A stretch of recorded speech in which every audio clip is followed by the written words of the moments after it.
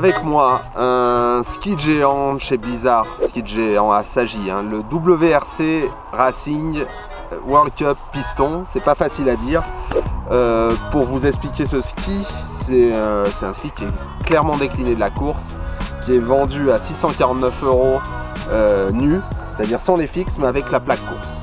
Je précise la plaque course parce que dans cette même gamme de ski course déclinée des skis FIS de chez Blizzard, on a les autres skis qui sont vendus avec la même ligne de coque, mais une autre plaque, une plaque suspension. C'est pas tout à fait le même rendu.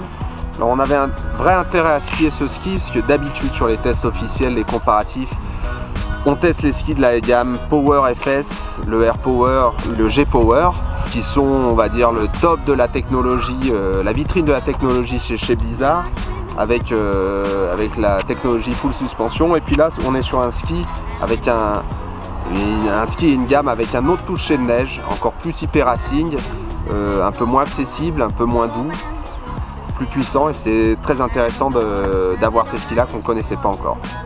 Donc j'ai skié ce ski en 182 pour 20 mètres de rayon de fait. Alors là clairement on est sur un ski avec des sensations de course directes, relativement agressif en début de courbe, et puis derrière très puissant et très rapide sur la carte. On peut aller chercher de l'angle facilement. On est sur un rayon de 20 mètres, donc intermédiaire un peu long. On est quand même sur des rayons géants, on skie assez vite forcément. Comparé à d'autres skis de cette catégorie, avec des rayons de 17 mètres, on est poussé à aller un petit peu plus vite. Et puis comparé au Air Power de la même marque, on a plus de puissance et plus d'agressivité, mais toujours avec un toucher de neige très fin. C'est pas le même toucher de neige, j'aurais du mal à vous expliquer la différence. C'est pas le même raffinement, mais c'est ce qui a signalé sur ce genre de ski, c'est qu'on effleure la neige, on sent qu'on glisse beaucoup, qu'on accélère beaucoup dans la courbe, et c'est hyper agréable. Ce qui est appréciable, c'est qu'on a beaucoup de rendement, ça accélère fort, on est sur des rayons moyens à longs, mais on peut le mettre en dérive sans se retrouver coincé, sans se retrouver sur un rail.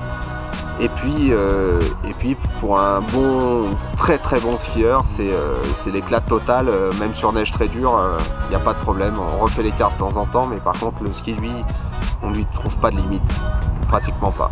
Pour résumer, un ski exceptionnel à partir du moment où on accepte d'être sur un ski pratiquement course, puissant, agressif, réactif, mais surtout ce qui le distingue, c'est encore sa qualité de toucher de neige.